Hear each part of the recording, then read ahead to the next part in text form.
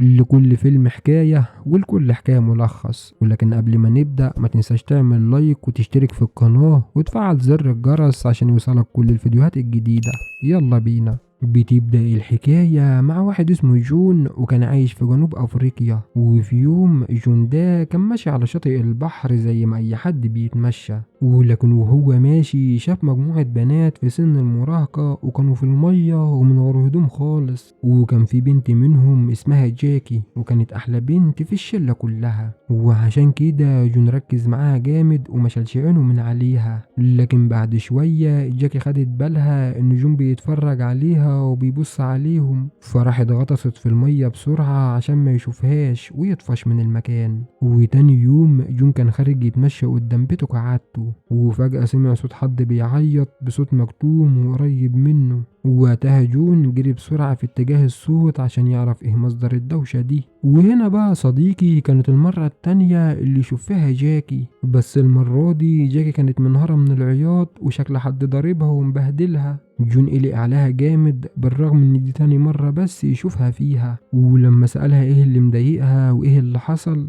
جاكي ما كانتش عايزة تقوله اي حاجة، وقالت له انه يمشي ويسيبها في حالها وما يتدخلش في اللي ملوش فيه. لكن جون لمح الاصابات اللي في وشها وكان واضح جدا انها كانت متخانقة مع حد، وعشان كده عرض عليها انه يساعدها ويجيب لها حاجة يعالج بها الجروح دي. وبالرغم ان جون كان بيحاول يساعدها بكل طيبة الا ان جاكي رفضت اي مساعدة منه، وكانت بتقوله انها مش قادرة تثق في اي حد في الدنيا دي. بس جون صمم انه يقدم لها المساعدة ومشي وراها. وجاكي فضلت تكلمه بأسلوب وحش وكأنها بتطرده وبتطفشه من حياتها. ولما جاكي عرفت إن جون ده شخص طيب وجدع وعايز يساعدها بجد، قالت له طلب غريب، وهو إنه يشتري لها تلج عشان الإصابات اللي في وشها تخف، وكمان يديها $500 كاش، وإنه لو ما عملش اللي هي عايزاه ده ساعتها هتعلي صوتها وتصرخ بأعلى ما عندها، وهتقول إن جون كان عايز يقرب منها بالقوة، ولما رفضت هو اللي ضربها. ووقتها جون خاف منها جدا ومن تهديدها ده، وقال لها إنه هيعمل كل اللي هي عايزاه بالظبط، وراح بسرعة يشتري التلج والحاجات اللي طلبتها منه.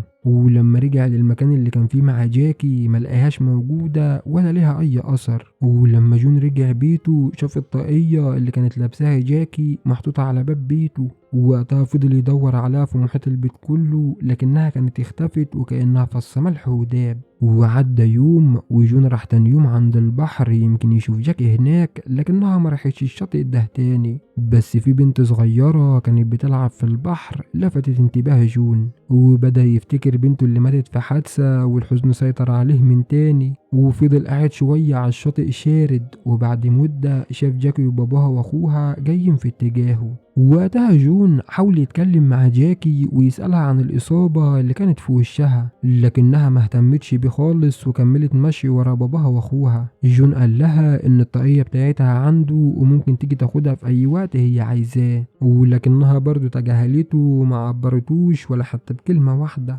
ووقتها جون عرف ان علاقتها بمايكل اللي هو باباها مش كويسة خالص، لانه شافهم وهما بيتخانقوا مع بعض بصوت عالي. ولما جون كان في بيته لقي الباب بتاعه بيخبط جامد، ولما فتح الباب لقي مايكل ابو جاكي هو اللي جاي. مايكل كان جاي علشان يعزم جون على العشاء ويتعرف عليه اكتر، وفعلا جون راح لهم تاني يوم زي ما اتفق مع الاب. ولما قعدوا ياكلوا كان واضح على أسرة جاكي إنهم متدينين جدا بس في حاجات مش مظبوطة، وكان واضح إن باباها راجل شديد وأسلوبه عنيف جدا مع أولاده، لدرجة إن مايكل لما شاف سام أخو جاكي بيستهزأ بالأكل زعقله وكمان كان عايز يضربه، لولا إن جاكي دخلت في النص ودافعت عن أخوها سام. وفي وسط الخناقة دي عرفنا إن دي مش أول مرة مايكل بيتعامل معاهم بالشكل ده، دي حياة كلها عذاب. ولما جاكي زهقت من باباها خالص طلبت من جون انه يجوا معاها ويخرجوا من البيت ده دلوقتي. ووقتها جون سمع كلامها وخرجوا هما الاتنين مع بعض.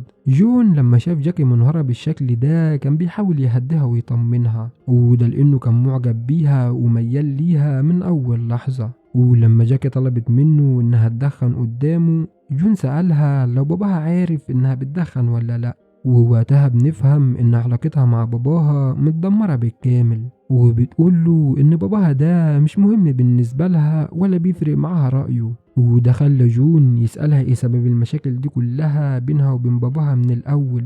في الأول جاكي كانت رافضة تتكلم وشايفة إن دي مشاكل عائلية خاصة بيهم وما ينفعش تحكيها لحد غريب، بس بعد ما هديت واطمنت لكلام جون حكت له القصة المؤلمة وقالت له إن في عصابة هجمت على بيتهم زمان، والعصابة دي كانت عايزة تعتدي عليها بالقوة، ووقتها مامتها ضحت بحياتها عشان تدافع عنها، والعصابة قتلتها وهي بتحاول تحمي بنتها. ومن ساعتها بدأت المشاكل مع باباها وما خلصتش اليوم ده، وده لأن الأب ده بيحملها ذنب اللي حصل لأمها وشايف إنها السبب في موتها. ولما جاكي شافت الإصابة اللي في دماغ جون سألته عن سببها. جون قال لها إنه في يوم كان ماشي بالعربية مع أسرته ونام وهو سايق، فعمل حادثة بالعربية وماتت مراته وبنته بسبب إهماله، ومن وقتها بقى جون شايل ذنب موتهم وحاسس إنه هو السبب، وده لأنه لو كان ركز وما نامش وهو سايق ما كانش كل ده حصل لأسرته. جاك اتأثرت جدا بعد ما سمعت عن الحادثة دي، وكمان لما عرفت جون كان بيحب مراته وبنته قد ايه. وبعد شوية جاك راحت مع جون البيت عشان تاخد الطاقية بتاعتها، ولما جون راح يجيب لها الطاقية رجع لها في أوضة نومه وكانت بتسأله انت مرتبط ولا لأ، وكان واضح ان جاكي بدأت تعجب بيه بالرغم من فرق السن الكبير اللي بينهم. ولما عرفت انه مش مرتبط سألته لو ينفع تفضل معاه في بيته، وكانت بتحاول تجذب انتباهه بكل الطرق واعترفت له انها بتحبه. وجون ما كانش عارف يرد عليها من الصدمة، وقال لها انه في سن باباها بالظبط، وكمان واخد قرار انه ما يرتبطش بحد عشان ما يدمرش حياته وحياة حد تاني زي ما حصل لأسرته. وخرج جون وسابها في الأوضة لوحدها، ولكن جاكي فاجئته وخرجت وراه وكانت من غير هدوم قدامه، وقالت له انها عايزة تقرب منه وانها كبيرة كفاية انها تعمل كده ومش صغيرة. لكن جون رفض ده بشدة وجاب لها حاجة تغطي نفسها بيها، وده خلى جاكي تتضايق منه وافتكرت انه بيحاول يبعدها عنه عشان هي وحشة ومش عاجباه.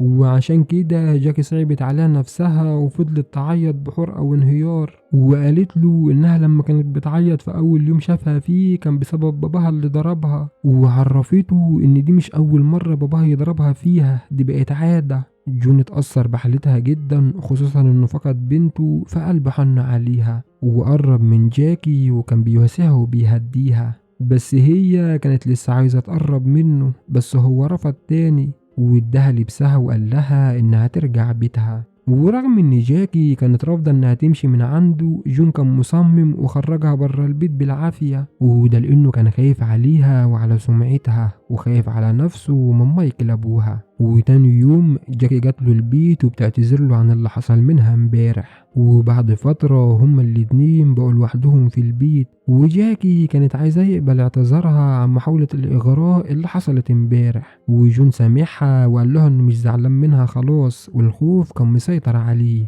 وبعد شوية خرجوا يتمشوا هما الاتنين مع بعض زي ما جاكي طلبت منه، وهما ماشيين كانوا بيحكوا لبعض ومتأثرين جدا باللي حصل لهم في الماضي. وهم في الطريق في شرطي شافهم وسأل جاكي عن جون، وهي قالت له ان جون يبقى صاحب باباها وصاحبها المفضل هي كمان. وكملوا طريقهم ودخلوا الغابة ووصلوا لأعلى قمة في الجبل، وبعدها وهم خارجين من الغابة فضلوا يبصوا لبعض بطريقة رومانسية مليانة مشاعر، وجاكي حاولت تغيب نظراتها وبهمساتها الساحرة. ووقتها جون مقدرش يسيطر على نفسه تاني وكان قلبه وعقله خلاص سلموا لجاكي، وعشان كده قرب من جاكي لأنه هو في الأساس معجب بيها هو كمان. لكنهم فجأة سمعوا صوت مايكل باباها واخوها سام جايين عليهم بالمركب، وساعتها هربوا هما الاتنين بسرعة عشان محدش يكشفهم. وجون كان خايف جدا لحد يعرف باللي حصل بينه وبين جاكي،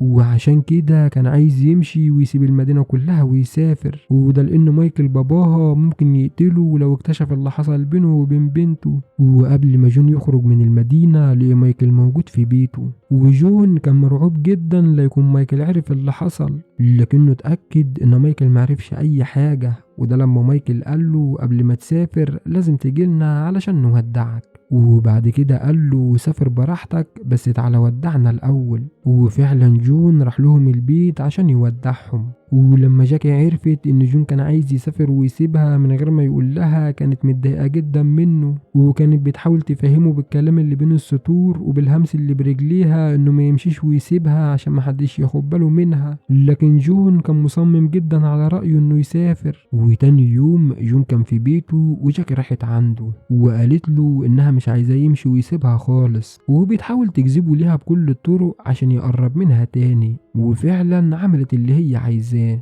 ولكن وهم بيعملوا كده كان في حد بيراقبهم من بعيد، والحد ده طلعت الخدامة اللي عرفت كل اللي حصل بينهم هما الاتنين. وبعدها جاكي خرجت وجون بقى لوحده في بيته، وكان بيلم هدومه عشان يمشي من هنا بسرعة قبل ما حد يكشفه.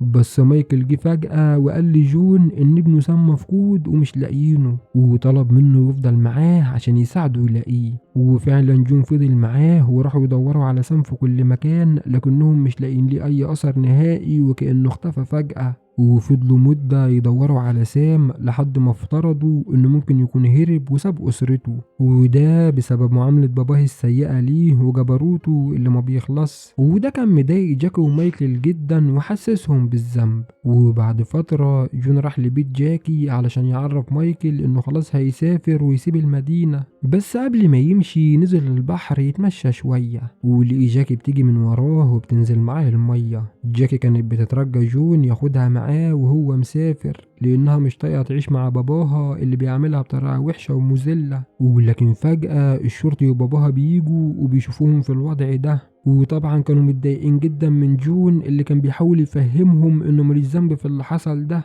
ومايكل كان متعصب جدا وشايف ان جون استغله وقرب منه عشان يقرب من بنته. وساعتها مايكل هجم عليه وضربه بعنف، ولحسن حظ جون انه قدر يهرب منهم بسرعة. ولما رجع بيته ليه الباب مفتوح وفي قرد موجود عنده، ومايكل بيجي من وراه وبيكمل ضرب فيه. ولكن القرد هجم على مايكل وكان عايز يقتله من الغضب، لكن جون اتدخل وانقذه من بين فكين القرد. وبعد شوية الشرطي وجاكو بييجوا وبياخدوا مايكل من عند جون. ولما الشرطي بينقل مايكل للعربية عشان يوديه المستشفى، جون بيساعده وبينقله معاه. وبعد كده الشرطي بيهدي جون وبيقول انه لو ما سابش المدينة دي في اقرب وقت هيقتله بنفسه ومش هيرحمه. وجاكي دلوقتي مش عارفة تقرر تعمل ايه، تفضل مع باباها المصاب في المستشفى ولا تكمل مع جون اللي بتحبه وعايزة تهرب معاه. ولكنها في الاخر بتقرر تروح مع باباها المستشفى عشان تطمن عليه. وفي الوقت ده مايكل بيعتذر لجاكي عن المشاكل اللي حصلت لها بسبب سوء معاملته ليها وبيعترف بغلطه. والعربية بتمشي بيهم للمستشفى، لكن جاكي لسه بتحب جون ومش قادرة تنساه. ولغاية هنا يا صديقي بنكون وصلنا لنهاية فيديو النهاردة. سلام.